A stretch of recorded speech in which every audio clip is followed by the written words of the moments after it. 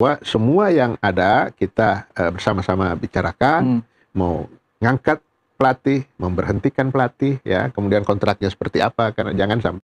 Yes, mantap! Tepat pagi ini, Timnas Indonesia Senior main lagi hari Jumat. Oman akan jadi lawan Timnas Indonesia untuk...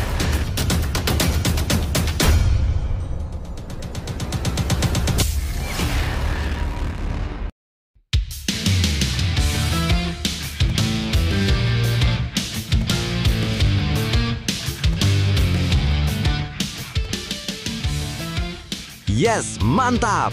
Tepat pagi ini, Timnas Indonesia Senior main lagi hari Jumat. Oman akan jadi lawan Timnas Indonesia untuk merebut 1 tiket otomatis ke Piala Dunia. Dan kabar baiknya lagi, Sintayong ditunjuk untuk melatih Timnas Indonesia kembali. Apakah benar begitu? Begini faktanya, teman-teman. Tapi Mimin minta tolong tonton video ini sampai selesai agar tidak ada kesalahpahaman yang terjadi. Dan tak bosan-bosan juga, tolong like dan share video ini ke media sosial kalian agar semua orang tahu apa yang sedang terjadi.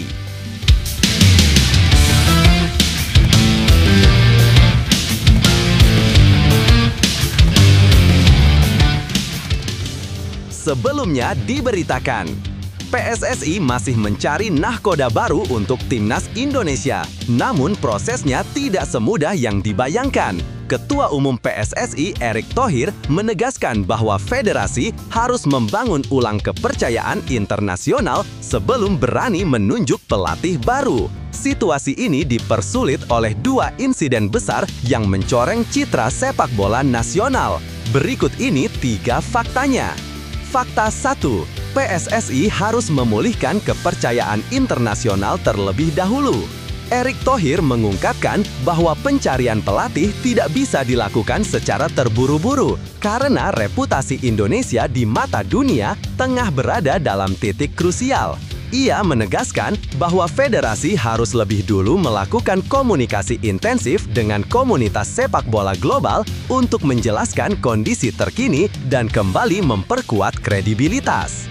Dalam pernyataannya, Erick berkata bahwa ia tak bisa serta-merta menunjuk pelatih baru tanpa memperbaiki citra federasi. Yang pasti tidak mudah dan tidak bisa buru-buru mencari pelatih. Karena kondisi ini, saya harus sosialisasi ke sepak bola internasional tentang apa yang sebenarnya terjadi, ujarnya.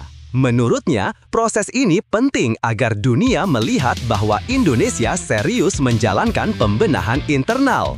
2. Fakta 2. 2 insiden besar membuat reputasi sepak bola nasional terkikis.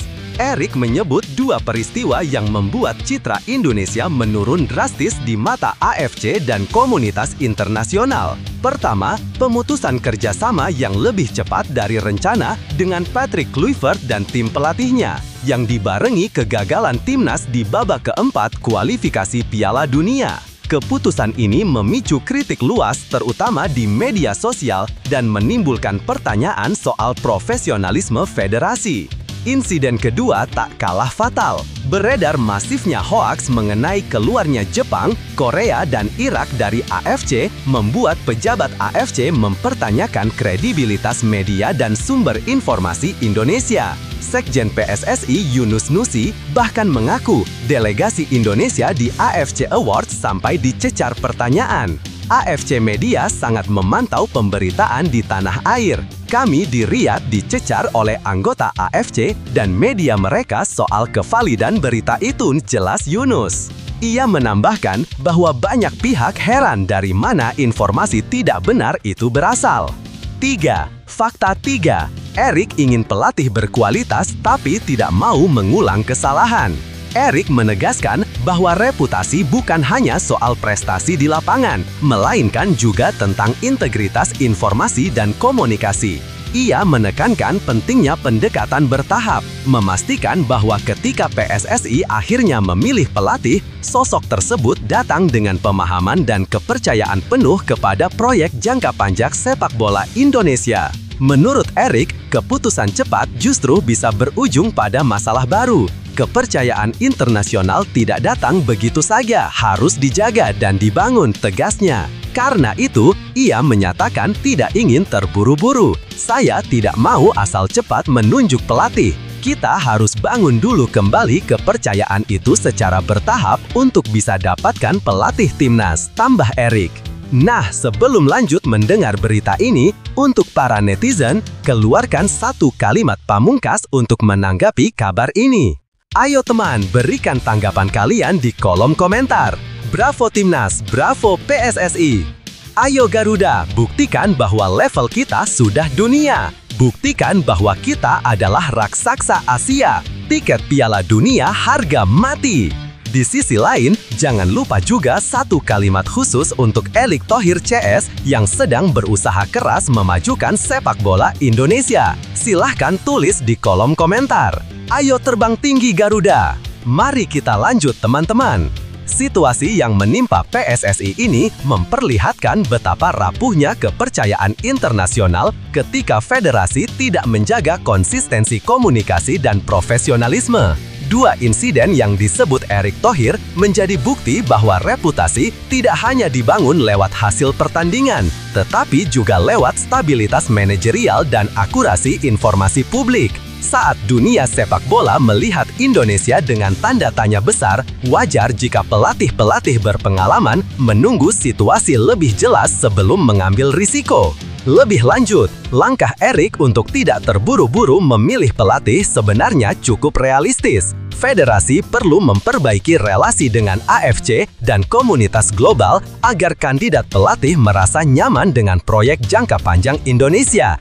Ini bukan sekedar mencari nama besar, tetapi memastikan bahwa siapapun yang datang memahami betul konteks, tantangan, dan arah pembangunan sepak bola nasional yang ingin dicapai. Masalah ini juga menjadi cermin penting bagi industri media di tanah air. Misinformasi yang berkembang pesat ternyata berdampak langsung pada hubungan internasional, bahkan sampai menyulitkan delegasi Indonesia ketika menghadiri agenda resmi AFC. Di era digital yang serba cepat, kehati-hatian dalam memberitakan isu sensitif menjadi modal untuk menjaga kehormatan sepak bola nasional. Pada akhirnya, pemulihan reputasi harus dilakukan bersama oleh federasi, pelaku industri, media, dan publik. Jika fondasi kepercayaan sudah kembali kuat, pelatih berkualitas tentu lebih mudah dirangkul untuk membawa timnas Indonesia ke tahap yang lebih menjanjikan. Setiap tantangan besar selalu membuka jalan untuk kebangkitan yang lebih kuat. Situasi yang sedang dihadapi PSSI dan sepak bola Indonesia memang berat, tapi bukan berarti tidak ada harapan. Justru di momen seperti inilah fondasi baru bisa dibangun. Fondasi yang lebih kokoh, lebih profesional, dan lebih dihormati dunia. Jalanan memperbaiki kepercayaan internasional mungkin panjang, tetapi setiap langkah kecil yang dilakukan hari ini akan menentukan wajah sepak bola di masa depan. Kita pernah melewati masa-masa sulit sebelumnya, dan kita selalu menemukan cara untuk bangkit. Kali ini pun tidak berbeda. Tetap percaya bahwa perubahan sedang berlangsung, dan selama ada komitmen, transparansi, serta kesabaran, jalan menuju prestasi akan terbuka kembali. Sepak bola Indonesia punya potensi besar, energi para supporter yang luar biasa, dan talenta yang terus muncul. Dengan kerja bersama, bukan tidak mungkin kita akan melihat era baru yang lebih membanggakan. Tetap optimis, karena setiap badai pada akhirnya pasti akan reda, dan yang bertahan adalah mereka yang tak pernah berusaha. Ivar Jenner belak-belakan soal tekanan jadi kapten baru timnas U22 Indonesia. Ternyata ini yang terjadi. Sebelumnya diberitakan, timnas U22 Indonesia baru saja melewati 2 laga uji coba penting melawan Mali sebagai rangkaian persiapan menuju SEA Games 2025. Di tengah proses itu, pelatih Indra Syafri membuat keputusan besar dengan memberikan ban kapten kepada Ivar Jenner. Inilah 3 faktanya. 1. Ban kapten berpindah tangan. Ivar Jenner langsung mengambil peran tanpa drama. Penunjukan Ivar Jenner sebagai kapten baru Timnas U22 Indonesia sempat menjadi sorotan, mengingat sebelumnya peran itu dipegang Kadek Arel. Keputusan Indra Syafri datang menjelang 2 laga uji coba kontra Mali, dan Jenner tak terlihat canggung sedikit pun. Ia justru memandang tanggung jawab itu sebagai bentuk kepercayaan besar. Ia mengatakan kepada media di Pakansari bahwa pelatih membuat saya menjadi kapten dari tim. Kredit kepada pelatih tentu saja, saya sangat berterima kasih. Dalam 2 pertandingan tersebut, Jenner tampil sebagai figur yang tidak hanya mengisi posisi gelandang, tetapi juga menjadi penghubung dalam dinamika permainan Garuda Muda. Meski pertandingan pertama berakhir pahit dengan kekalahan 0-3, respons tim di laga kedua terlihat lebih hidup. Imbang 2-2 dengan Mali menjadi bukti bahwa keberadaan kapten baru memberi angin segar bagi alur permainan tim. 2. Adaptasi cepat berkat pengalaman di tim senior. Chemistry terbangun tanpa hambatan. Ivar Jenner mengakui bahwa atmosfer di dalam skuad berjalan mulus sejak awal. Pengalamannya bersama Timnas Indonesia Senior membuatnya mudah menyesuaikan diri ketika kembali membela kelompok umur. Ia menyebut dirinya sebagai sosok positif, terbuka kepada rekan setim, dan mudah membangun komunikasi. Ia berkata, "Saya baik dengan semua orang, juga teman-teman. Saya mengenali banyak pemain lokal di Indonesia, di dalam tim maupun di luar lapangan." Kedekatan itu menjadi modal penting untuk menjalankan tugas sebagai kapten. Bagi pemain berusia 21 tahun ini, peran barunya bukan soal memerintah atau memberi instruksi dengan nada tinggi, melainkan menjadi jembatan yang membuat semua pemain nyaman bekerja sama. Hubungan yang cair di ruang ganti membuatnya tidak terbebani, bahkan semakin menikmati peran barunya. Semua berjalan lancar, kata Jenner, menegaskan bahwa iklim tim menjadi salah satu alasan mengapa ia tak pernah merasakan kesulitan. 3. Tak ada tekanan dari Indra Syafri, hanya dituntut bekerja keras dan memimpin dengan hati. Meski status kapten seringkali identik dengan tanggung jawab berat, Jenner justru merasakan hal berbeda di bawah asuhan Indra Syafri. Pelatih disebutnya tidak memberikan beban tambahan yang berlebihan. Ia menginginkan Jenner menunjukkan kerja keras, kepemimpinan, dan kemampuan membantu rekan-rekan di lapangan. Ia menegaskan, "Saya tidak merasa ada tekanan karena pelatih sangat baik kepada saya." Dalam suasana persiapan menuju SEA Games 2025 yang berlangsung pada awal Desember mendatang, tekanan eksternal memang besar. Garuda Muda ditargetkan mempertahankan gelar juara, sesuatu yang tak mudah di panggung Asia Tenggara. Namun mentalitas Jenner tampaknya menjadi jawaban bagi tantangan itu. Ia merasa perannya berjalan alami, tanpa beban, dan hanya fokus membuat tim tampil maksimal di setiap pertandingan. Lebih lanjut, situasi yang dialami Ivar Jenner ini menggambarkan bagaimana sebuah keputusan besar dalam tim tidak selalu harus berujung pada tekanan. Justru, dengan pendekatan yang tepat dari pelatih, tanggung jawab bisa berubah menjadi ruang tumbuh bagi seorang pemain. Jenner menunjukkan bahwa kepemimpinan bukan hanya soal status, tetapi bagaimana seseorang mampu membuat lingkungan tim terasa aman, solid, dan bergerak ke arah yang sama. Cara ia menempatkan diri sebagai sosok positif membuat perpindahan ban kapten berjalan tanpa gesekan, sesuatu yang jarang terjadi dalam tim nasional manapun. Faktor lain yang menarik adalah bagaimana pengalaman bermain di tim senior memberinya kedewasaan dalam bersikap. Jenner terlihat memahami bahwa jabatan kapten bukan tentang menjadi pusat perhatian, melainkan tentang mempermudah rekan setim untuk tampil maksimal. Itu membuatnya bisa menerima ekspektasi tinggi tanpa merasa terbebani, sebuah kualitas penting menjelang turnamen sebesar SEA Games. Dengan pendekatan yang tenang dan hubungan baik dengan seluruh skuad, ia memberi sinyal bahwa Timnas U22 sedang berada di tangan yang tepat untuk menghadapi tekanan kompetisi mendatang. Setiap tantangan baru selalu membawa dua hal sekaligus, beban dan kesempatan. Dan kisah Ivar Jenner menunjukkan bahwa ketika kita memilih untuk fokus pada kesempatan, beban itu seringkali berubah menjadi energi positif. Tidak perlu menjadi yang paling lantang atau paling dominan untuk bisa memimpin. Cukup jadi versi terbaik dari diri sendiri, bekerja keras, dan menjaga hubungan baik dengan orang di sekitar kita. Kadang, keberhasilan lahir bukan karena kita merasa siap, tetapi karena kita berani melangkah. Terus maju, karena setiap langkah hari ini sedang menyiapkan kamu untuk pencapaian besar berikutnya. gol pertama yang berujung salam perpisahan Mauro Zylstra sebelumnya diberitakan. Dalam laga uji coba kedua Timnas U22 Indonesia melawan Mali di Stadion Pakansari, Mauro Zylstra akhirnya merobek gawang lawan untuk pertama kalinya berseragam Garuda. Namun euforia itu justru disusul sinyal pamit yang ia tinggalkan lewat unggahan singkatnya. Berikut ini 3 faktanya. Fakta 1, gol perdana yang mengubah suasana laga. Pertandingan kedua antara Indonesia dan Mali semula berjalan menegangkan setelah tim lawan mencetak gol cepat. Namun ketegangan itu pecah saat Mauro Zylstra menerima bola, melakukan kontrol, lalu melepaskan tembakan keras yang membuat gemuruh Pakansari pada menit ke-38. Itulah gol pertamanya untuk Timnas U22, sebuah momen yang seolah menegaskan kapasitasnya di lini depan. Gol itu bukan hanya mengangkat moral tim, tetapi juga memperlihatkan karakter Zylstra yang selama ini jarang mendapat menit bermain di klubnya. Bersama Rafael Struijk yang menyumbang gol kedua, Mauro menjadi wajah kebangkitan Garuda Muda setelah kekalahan 0-3 di pertemuan pertama. Uji coba ini memang hanya pemanasan menuju SEA Games, tetapi kualitas duel dan atmosfernya membuat gol Mauro punya arti lebih besar. 2. Unggahan emosional Mauro yang dianggap sinyal pamit.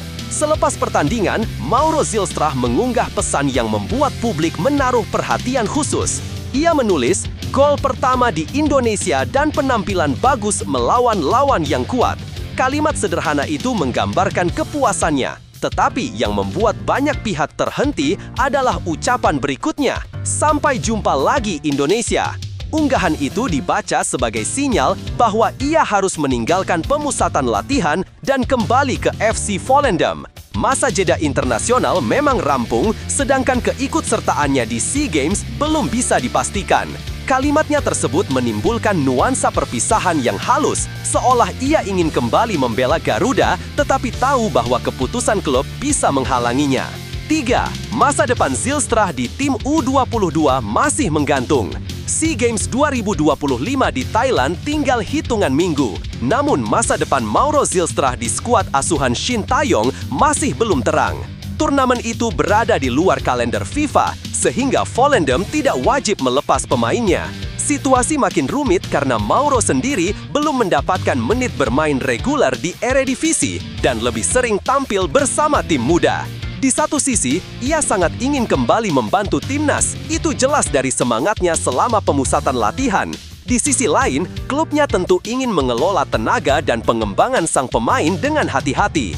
Ketidakpastian inilah yang membuat unggahannya terasa seperti ucapan pamit yang belum tuntas.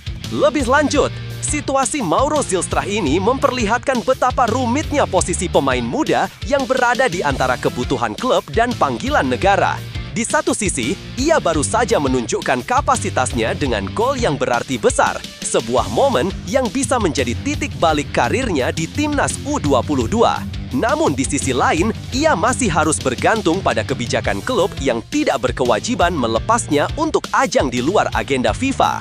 Unggahannya yang bernuansa pamit terasa jujur sekaligus gitir. Mauro jelas menikmati atmosfer timnas, merasa diterima, dan ingin kembali mengenakan Garuda. Tetapi ia sadar ada batasan yang tidak bisa ia kontrol. Justru disinilah terlihat kedewasaannya, mampu menyampaikan rasa bangga sekaligus memahami tanggung jawabnya terhadap klub. Untuk Timnas U22, situasi ini menjadi alarm bahwa persiapan menuju SEA Games mungkin tidak sepenuhnya berada dalam kontrol. Skuad bisa berubah, komposisi bisa tergantung, dan pemain-pemain kunci seperti Mauro mungkin tidak tersedia. Namun justru di tengah ketidakpastian itu muncul harapan. Jika satu gol saja sudah menunjukkan dampaknya, tentu kontribusinya bisa jauh lebih besar bila kelak ia kembali pada momen yang tepat. Setiap langkah kecil yang kamu ambil hari ini bisa menjadi awal dari lompatan besar di masa depan. Lihatlah cerita Mauro Zylstra. Satu gol, satu momen, satu kesempatan yang ia manfaatkan sebaik mungkin meski penuh ketidakpastian. Itu mengingatkan bahwa kadang kita tidak bisa mengendalikan semua hal, tetapi kita selalu bisa mengendalikan usaha, sikap, dan semangat kita. Jika jalanmu terasa belum jelas, bukan berarti kamu berada di tempat yang salah, Terkadang proses itulah yang membentuk fondasi terkuat dalam diri. Teruslah bergerak, teruslah percaya, karena seringkali pintu terbuka justru ketika kita paling ragu. Dan saat kesempatan itu datang, seperti Mauro, kamu akan siap memanfaatkannya dan menunjukkan bahwa kamu layak berada di level yang lebih tinggi. Tetap fokus, tetap rendah hati, dan jangan berhenti melangkah. Kamu belum mencapai puncaknya, kamu baru mulai naik. Malaysia makin sulit dikejar Indonesia di ranking FIFA, panen poin dari laga dramatis kontra Nepal. Sebelumnya diberitakan, Malaysia kembali memetik kemenangan penting pada kualifikasi Piala Asia 2027, sementara Indonesia justru tak bergerak di ranking FIFA karena absen bertanding. Situasi ini membuat jarak poin kedua negara makin melebar. Berikut ini 3 faktanya. 1. Kemenangan tipis yang punya dampak besar. Malaysia menang 1-0 atas Nepal pada laga lanjutan Grup F kualifikasi Piala Asia 2027 di Stadion Nasional Bukit Jalil Selasa malam. Gol sematawayang Faisal Halim pada menit ke-56 menjadi pembeda sekaligus mengamankan 3 poin vital bagi Harimau Malaya. Pertandingan yang berlangsung ketat itu sempat memasuki fase dramatis ketika Nepal kehilangan Laken Limbu pada menit ke-90 akibat kartu merah. 2 menit kemudian Malaysia mendapat hadiah penalti, namun Paulo Josue gagal mengeksekusinya. Meski begitu, skor 1-0 bertahan dan cukup untuk membuat Malaysia terus nyaman di puncak klasemen Grup F. 2. Harimau Malaya selangkah lagi ke Piala Asia 2027. Tambahan 3 poin tak hanya menjaga posisi Malaysia di puncak klasemen, tetapi juga membawa mereka kian dekat dengan tiket Piala Asia 2027. Dengan 15 poin dari 5 pertandingan, pasukan Peter Klamovski hanya membutuhkan hasil imbang di laga terakhir atau bahkan kekalahan dengan selisih tak lebih dari 4 gol saat menghadapi Vietnam. Situasi ini menempatkan Malaysia dalam posisi sangat aman setelah melalui perjalanan panjang dan performa yang stabil sepanjang babak kualifikasi. Mereka kini hanya menunggu konfirmasi resmi untuk menyusul timnas Indonesia yang terlebih dahulu memastikan diri lolos. 3. Lonjakan ranking FIFA Malaysia, Indonesia tak bergerak. Kemenangan dari Nepal memberikan efek langsung terhadap peringkat FIFA Malaysia. Menurut data Footy Rankings, Harimau Malaya mendapatkan tambahan 6,88 poin dan naik ke posisi 116 dunia dengan total 1.168,41 poin. Sementara itu, timnas Indonesia justru stagnan di peringkat 122 dengan 1.140 poin.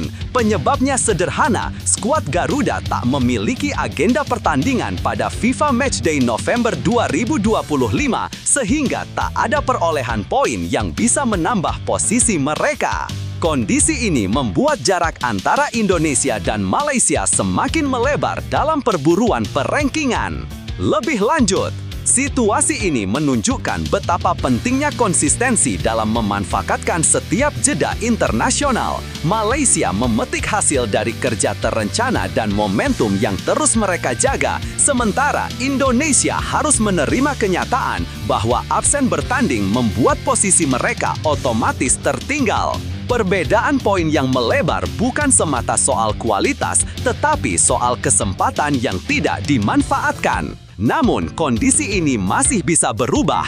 Indonesia punya peluang besar mengejar apabila mampu tampil maksimal di laga-laga selanjutnya. Yang jelas, persaingan kedua negara di ranking FIFA semakin menarik dan akan terus bergerak dinamis. Tak masalah jika saat ini posisinya terasa tertinggal, yang penting adalah langkah berikutnya. Ranking bisa berubah, momentum bisa dibangun, dan peluang selalu muncul bagi mereka yang siap bekerja lebih keras dari kemarin. Ingat, setiap kemajuan besar selalu dimulai dari satu keputusan sederhana, tidak berhenti. Teruslah percaya pada proses, tetap fokus, dan jadikan situasi ini bahan bakar untuk bangkit lebih kuat. kamu belum selesai. Ini baru permulaan. Timnas U22 bikin Mali terkejut. Sebelumnya diberitakan, dalam laga uji coba kedua yang penuh tensi, Timnas Indonesia U22 sukses menahan imbang Mali 2-2 meski sebelumnya dibayangi kekalahan telak di pertemuan pertama. Skuad Indra Syafri tampil jauh lebih agresif, lebih percaya diri, dan menunjukkan perkembangan signifikan. Berikut ini 3 faktanya. Pertama, bangkit dari bayang kekalahan. Timnas U22 tampil agresif sejak menit awal. Pertandingan dimulai dengan karakter berbeda dibanding laga pertama. Alih-alih bertahan dan menunggu serangan, Timnas Indonesia U22 justru mengambil inisiatif permainan. Tekanan agresif dari lini depan membuat Mali beberapa kali kesulitan keluar dari wilayahnya sendiri. Sejumlah peluang berbahaya bahkan lahir dari keberanian para pemain muda Indonesia dalam menekan sejak awal. Namun, agresivitas itu tidak langsung berbuah manis. Justru Mali yang memecah kebuntuan terlebih dahulu melalui skema serangan cepat yang memanfaatkan celah di lini pertahanan. Meski tertinggal, mental pemain Indonesia tidak runtuh. Tekanan kembali dilancarkan hingga Mauro Zylstra mampu menyamakan kedudukan dan menutup babak pertama dengan skor 1-1. Momen itu menjadi titik balik energi skuad Garuda Muda. 2. Duel mental dan kecepatan. Aksi Dafa, gol Struik, dan respons Mali. Memasuki babak kedua, tempo pertandingan tetap tinggi. Timnas U22 mempertahankan gaya agresifnya, sementara Mali membalas dengan intensitas yang sama. Beberapa peluang emas Mali berhasil digagalkan oleh kiper muda Indonesia, Dafa, yang tampil percaya diri dan krusial di momen-momen genting. Rafael Struik kemudian membawa Indonesia berbalik unggul 2-1 setelah memanfaatkan celah kecil di lini belakang Mali. Namun, ketangguhan fisik Mali kembali terlihat saat Seko Kone menyamakan skor menjadi 2-2. Setelah itu, kedua tim saling menggempur, tetapi tidak ada gol tambahan hingga peluit panjang berbunyi. Pertandingan pun berakhir dengan hasil imbang yang memperlihatkan kualitas mental kedua tim. Ketiga, pujian dari Mali. Mereka bermain dengan hati. Mereka sangat kuat. Usai laga, pelatih Mali, Fosseni Diawara, tidak ragu mengungkapkan kekagumannya terhadap performa Timnas Indonesia U22. Ia menyebut pertandingan itu berlangsung sangat sulit bagi timnya karena jadwal padat, tetapi tetap puas dengan penampilan anak asuhnya. Laga ini sangat sulit bagi kami, karena kami baru saja bermain 3 hari lalu, namun kami sangat bahagia, ujarnya. Menariknya, Diawara memberikan pujian terbuka kepada skuad Indra Syafri. Kami bermain menghadapi Timnas Indonesia. Mereka bermain sangat baik malam ini, katanya. Ia menegaskan lagi kekagumannya pada karakter para pemain muda Indonesia. Mereka bermain dengan hati. Mereka bermain sangat kuat.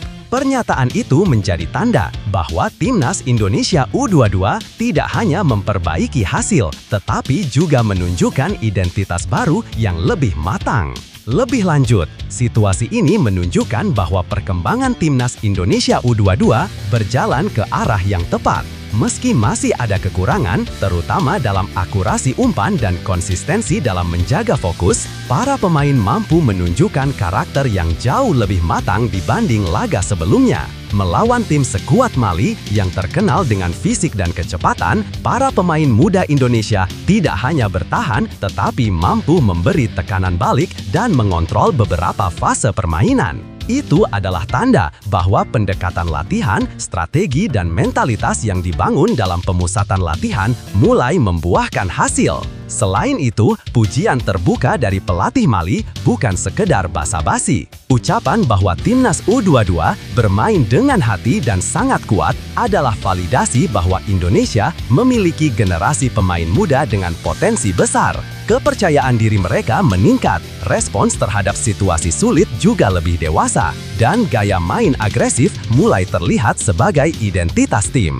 Ini menjadi harapan bahwa menjelang SEA Games 2025, Timnas U22 tidak hanya siap berkompetisi, tetapi juga siap memberi kejutan dan melangkah lebih jauh dari sebelumnya. Perjalanan menuju hasil terbaik selalu dimulai dari keberanian untuk mengambil langkah pertama, persis seperti yang ditunjukkan Timnas U22 ketika mereka bangkit setelah kekalahan. Setiap proses tidak selalu mulus, tetapi justru di momen sulit itu, karakter terbentuk. Ketika kita memilih untuk tetap maju, meski pernah gagal, kita sedang membangun diri menjadi sosok yang lebih kuat. Apapun yang sedang kamu perjuangkan saat ini, ingat bahwa perkembangan tidak selalu terlihat setiap hari, tetapi ia terus tumbuh dalam diam. Teruslah bergerak, terus berusaha, dan percaya bahwa kerja kerasmu hari ini akan menjadi kemenanganmu di masa depan. Jika para pemain muda itu bisa menunjukkan progres besar dalam waktu singkat, kamu pun bisa melakukan hal hebat dalam hidupmu. Genggam keyakinanmu dan langkahlah tanpa ragu. Kamu lebih kuat dari yang kamu kira.